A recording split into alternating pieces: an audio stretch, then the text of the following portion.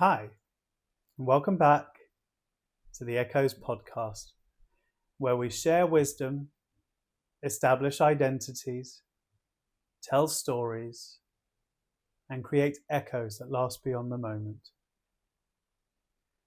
So, just a recap on last week's story.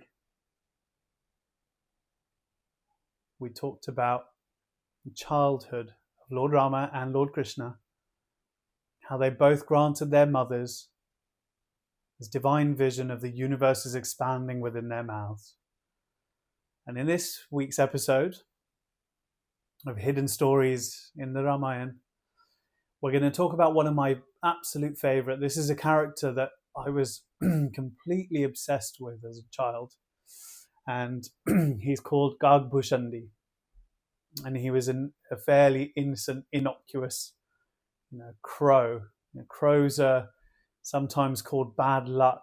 They're the black bird. They're ugly. So it was a really sort of it tied into almost something like an ugly duckling story for me as a child, where this sort of lowest of low birds is able to get such an amazing and grand blessing from Lord Rama just because he approaches the divinity with such humility and such a pure heart. So we'll talk about this story and kind of go into what happens with Kaagbushandi. So Rama is playing in his nursery, and Mother Kaushalya brings in some food, brings in his lunch, and she realizes that the child is playing happily. She puts the food on the side. You can imagine how that scene plays out. Lunch is ready, but the kids are playing. They're so distracted and engrossed in their toys that they just can't bring themselves to have lunch. So the food is left on the side. And it plays out in two different ways, right? So this crow sees some food on the side, so he flies in, from the sort of courtyard, and he says, "Oh, it's my lucky day. We're going to get some food today. I'm feeling quite hungry myself." So he hops along to Rama's plate, and he takes his food, and he goes to fly off and run away. And you know what it's like. Whenever you take away something from a child, it all of a sudden becomes the only thing that they want. So Rama sees his food being stolen from him, and he develops this insane tantrum, this rage of a child. The toys get thrown aside because all he wants now is his food, his lunch. He's realized he's hungry. And so he develops this mad dash. He runs after the crow. And this crow is all of a sudden panicking, trying to escape. So they run out into the terrace, and Rama's chasing the bird. In some stories, it says that the bird flies away and Rama flies after him. He levitates and chases this bird. And the long and the short of it is, eventually, Kaagbushandi, the crow, he realizes, I can't get away from this child. This is no innocent child. This is no normal child. I better bring his food back. And so he comes back into the terrace, runs back into the palace nursery, and puts the food back gently into Rama's plate. And he humbles himself. He lays down at the feet of Rama, puts his beak on Rama's toes, and he says, "I'm so sorry. Lord, I made a big mistake.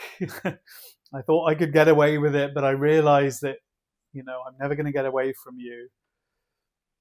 Please bless me. Don't punish me. Just bless me." And so Rama gives him this wonderful darshan of the Mahavishnu form, the Chaturbhuj, the 4 limbs. So all of a sudden, this crow is standing there, awe-inspired by this divine vision. Vishnu is standing there with the Sudarshan Chakra, the Gada, the lotus, blessing this lowliest of birds because he really surrendered. He really prayed with a pure heart. And so Rama says to him, ask for anything, and I'll bless you. Ask for all the riches, the wealth, Whatever you want in this universe, I'll give it to you now. And this was the sort of turning point for me, sort of kind of falling in love with this Kaagbushandi character. And he says, Lord, I'm a lowly crow.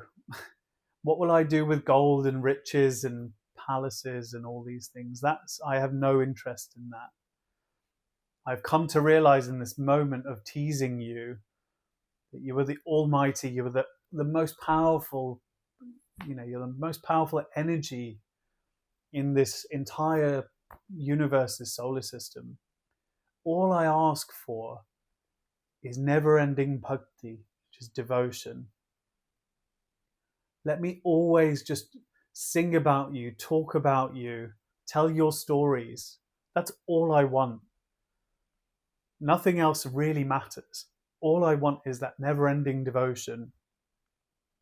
And for me, it translates as stories. I'm not going to be able to meditate for hours. I'm a crow. I'm not going to be able to help society or build hospitals. All I'll be able to do is, in my harsh voice, just croak your stories. But if you just grant me that, I'll be happy forever. And Ram, as Vishnu, says to him, you've asked for probably the biggest thing that you could possibly ask for. Everything else is easy to give. I can give risks, I can give wealth and riches, just grant them at the drop of a hat. But this bhakti, this devotion thing is, it's kind of hard to earn. But you've asked with a pure heart, and I can see that you're deserving of it. And so Ram blesses this crow with never-ending bhakti and devotion. And he says, I'm happy for you to tell my stories, chant my name, sing my songs. I can see how happy this is going to make you. And in the end, what you'll discover, Kaagbushandi, is that will be your form of service to the world. And in a much, much later episode, we have this wonderful interplay where the king of birds, the eagle, Vishnu's own vehicle, Garuda, has this crisis of confidence, crisis of faith. And he has to humble himself in front of this lowly crow to get back on track. And so this Kaagbushandi character provides a wonderful sort of symbol within our lives that if we can, whenever we have that crisis of confidence, if we can just go back to those simple stories that we engage with as children, those moments of bhakti, that kirtan, that little vignette that made you smile or made your heart happy, if you can connect back to those stories, then all of a sudden we connect back to the divine in the most simple and humbling way. So thank you so much for joining me. My particular favourite, the story of Kaagbushandi. And we're going to talk about sort of quite a serious and austere character in our next episode. And we're going to talk about, some of Dashrath's insecurities, this angry sage Vishwamitra. So make sure you tune in, join us for the next story on the Echoes podcast. And again, if you have any questions that you want to explore, any themes from the Ramayana that you or your children have questions about, make sure to drop a comment. I'd love to answer those with you.